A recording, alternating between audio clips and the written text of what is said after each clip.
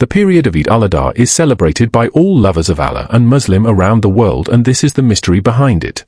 A father is commanded by Allah to sacrifice the very son he had prayed for his whole life, and the son agrees without fear. As they journey together, Shaytan tries to break their faith, but they fight him off with unwavering trust in Allah. At the final moment, the knife is raised, and something happens that changes history forever. This is the story behind Eid al-Adha, a day not just of sacrifice, but of surrender, love, and divine mercy. What really happened on that mountain will move your heart and reveal why millions still honor it today.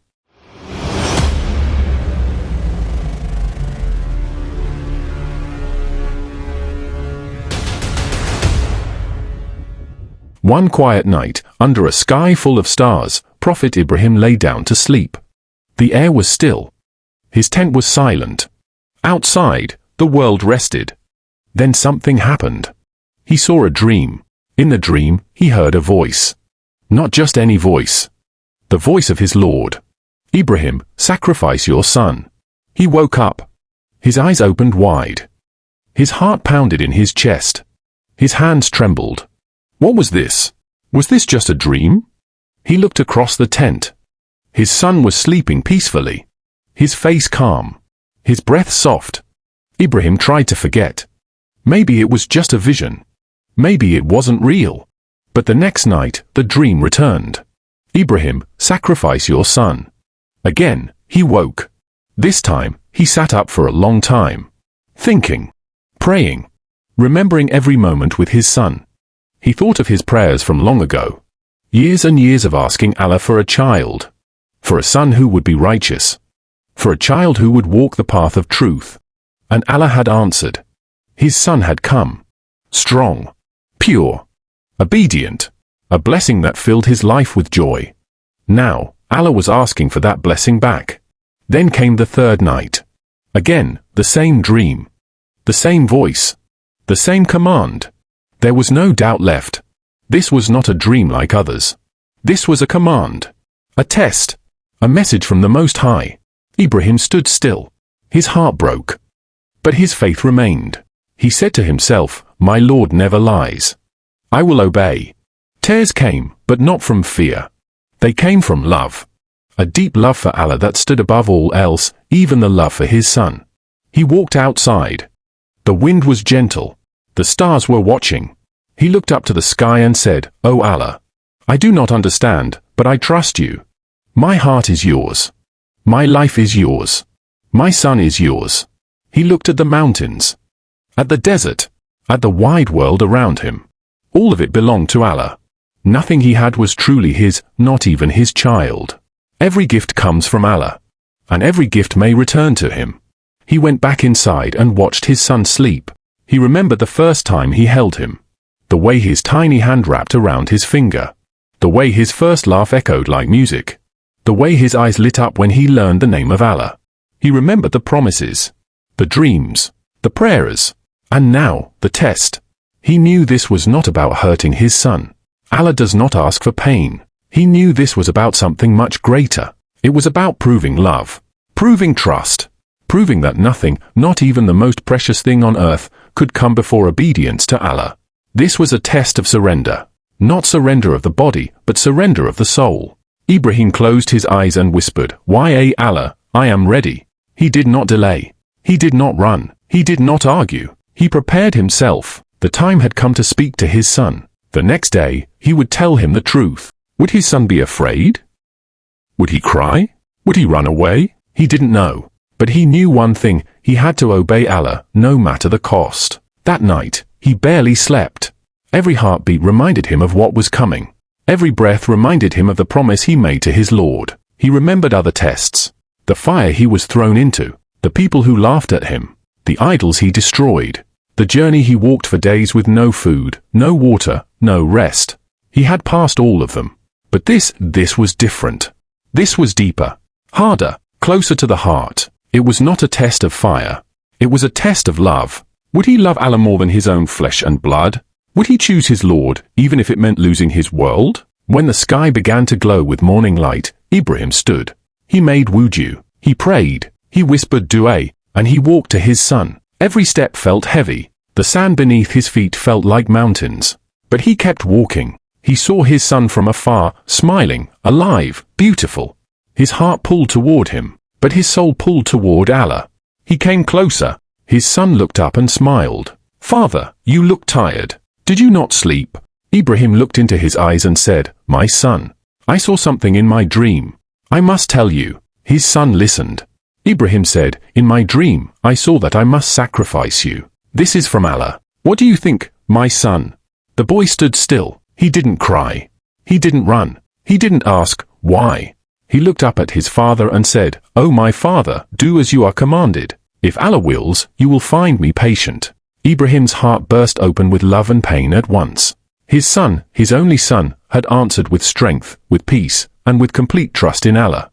The test was now truly beginning, but he was not alone. His son would walk with him, not just in body, but in faith. Ibrahim stood before his son. The air was still. His hands were slightly shaking. His throat felt dry. But his heart was steady. He looked into his son's eyes. Eyes full of peace. Eyes that reminded him of prayers answered. Of hope. Of mercy. He took a deep breath. "Son, I saw something in my dream. For 3 nights in a row, I saw that I must sacrifice you." He paused. His voice shook slightly. "It is a command from Allah." Then he asked the question, "What do you think?" The boy did not look shocked. He did not run. He did not shout, "Why?" Instead, he breathed slowly. He stood tall, and he said with no fear in his voice, "Oh my father, do what you are told. If Allah wants it, you will find me patient." The words landed like light, heavy with meaning, beautiful with trust. Ibrahim's eyes filled with tears. His son was just a boy, but inside him lived the strength of a prophet, the soul of a servant of Allah. This was not just a brave son. This was a mountain in the shape of a child. He wanted to hold him, to hug him and never let go. But he knew this was not about feelings. It was about faith. Ibrahim touched his son's shoulder, and the two of them began to walk. Step by step, they walked in silence, not because they had nothing to say, but because their hearts were full. The sky above was wide. The ground below was firm, but the test between them was greater than the earth itself. Every step they took was a step into surrender. Ibrahim didn't have to drag his son. He didn't have to convince him. He didn't have to lie. The son walked beside him, willingly, bravely, for Allah. Isma'il asked no questions. He held no anger. His mind was clear. His heart was steady. This was obedience, not just to his father, but to his creator. They passed trees. They passed stones. The wind blew gently, as if it too was watching. Shaytan saw them, and he was angry. He came quickly, whispering to Ibrahim, "Are you really going to kill your own son? The one you begged for? The one you love? You're losing your mind." Ibrahim picked up a stone and threw it. "I will not listen to you." Shaytan came again. This time, to Isma'il, "Run. Your father wants to harm you. You're going to die." Isma'il picked up a stone and threw it. "I trust my father. I trust my Lord." Shaytan came a third time. Desperate, furious, he stood between them. "Stop this madness. This is not from Allah. Save yourselves." Both father and son picked up stones, and they pelted him away. Their hearts were stronger than fear. Their faith was stronger than doubt. Allah had commanded, and they would obey. They reached the place, a quiet, high spot. The ground was clear. The wind was still. Ibrahim looked around. There was no one, just him, his son, and Allah. He turned to Isma'il. The boy looked up at him. "Calm, ready, father," he said. "Tie me tight, so I don't move. And please turn my face away, so you won't see my eyes. It might be too hard for you." Ibrahim nodded. He picked up a rope. His hands moved slowly, gently, as if tying a precious gift. He laid his son down on the ground, face turned away. The boy was silent. The father was trembling. He reached for the knife. His hand held it tight. He raised it slowly, his eyes burning with tears. He brought it down, but the blade would not cut. He tried again. Still, the knife would not harm. Suddenly, a voice came from the heavens. "Oh Ibrahim, you have fulfilled the vision." His hands froze. His eyes widened. He looked around, and then, nearby, he saw it. A ram. Beautiful, strong, sent by Allah. Another voice came. "We ransomed him with a great sacrifice." Isma'il was safe. Ibrahim dropped the knife. He untied his son quickly and pulled him close. They both cried. Not tears of fear. Tears of joy. Of relief. Of love. Allah had tested them, and they had passed. Not with strength of body, but with strength of soul. They had shown the world what it means to obey. They had shown the angels what true faith looks like. And Allah was pleased. This moment was so great, so powerful, that Allah made it a lesson for all time. Every year, Muslims remember this story. Every Eid al-Adha, they sacrifice an animal. Not to spill blood, but to remember obedience. To remember that nothing, not even a child, comes before Allah. It was never about the knife. It was always about the heart. Ibrahim gave up everything he loved for the one who gave it to him. And Isma'il gave up his life because he trusted the one who made it. They walked up that hill as father and son. They walked down that hill as legends of faith. And Allah made them a sign for all generations to come. The sun began to rise. Its light touched the earth gently, as if even the sky knew something great was happening. Allah had tested them with the greatest test. And they had passed. Not because they were strong, but because they trusted Allah more than their own hearts, more than their own love, more than their own pain. It wasn't about the knife, it wasn't about the sacrifice. It was about the surrender.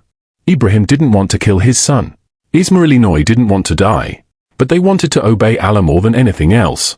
And because of that, Allah gave them something greater than life. He gave them honor, He gave them a legacy, He made their story eternal. From that day on, the world would remember this moment. Muslims around the world would sacrifice animals in memory of that test. Not for blood, not for meat, but to say one thing. Ya Allah, I obey you. It is written in the Quran, indeed, this was the clear trial. And we ransomed him with a great sacrifice. And we left for him the good name among later generations, peace be upon Ibrahim. Surah As-Safat 37:106-109. Allah didn't want Isma'il's life. He wanted Ibrahim's heart. And he got it, completely, fully, without condition. The ram was slaughtered that day. And with it, the trial ended. But something new had begun. A story, a lesson, a message to every believer. When you give up what you love for Allah, He replaces it with something better. When you trust Him, even in the hardest moment, He sends down mercy. When you raise the knife with faith, He stops it with love. Ibrahim and Isma'il stood on that mountain, forever changed. Their bodies were the same, but their hearts had reached the highest sky. They had walked into the fire of surrender, and Allah had made it cool. They had walked to the edge of sacrifice, and Allah had made it safe. This was not just the story of a father and son. It was the story of faith, the story of obedience, the story of what it means to say the La ilaha illa Allah. There is no God but Allah, and nothing, not even a father's love or a son's life, comes before him. The sun rose on a new day. The test was over. The knife had been lowered. The ram had been sacrificed, but something else had been written that morning. Not in books. Not in the sky. In hearts. In the hearts of those who love Allah more than anything else. From that day on, the story of Ibrahim and Isma'il would never be forgotten. It would live forever. Not just in memory, but in action. In obedience. In every step taken toward Allah, no matter how hard.